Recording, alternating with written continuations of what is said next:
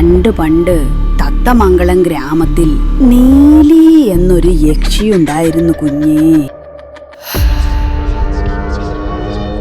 അവൾക്ക് പനങ്കുല പോലെ കറുത്ത മുടിയായിരുന്നു. പക്ഷേ ഒരു ദിവസം നീലിയുടെ മുടി കൊഴിയാൻ തുടങ്ങി. അതിനാൽ നീലി ഉഗ്രകോപത്താൽ ഗ്രാമത്തിലെ നീളം മുടിയുള്ള എല്ലാവരെയും ആക്രമിക്കാൻ തുടങ്ങി.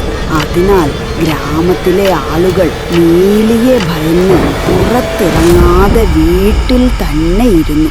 അപ്പോഴാണ് ആ ഗ്രാമത്തിലേക്ക് ഒരു മാന്ത്രികൻ എത്തിയത്. നീലിയുടെ പ്രശ്നം മനസ്സിലാക്കി മാന്ത്രികൻ തന്റെ സഞ്ചിയിൽ നിന്ന് ഒരു ഔഷധ എണ്ണ അവൾക്കു നൽകി.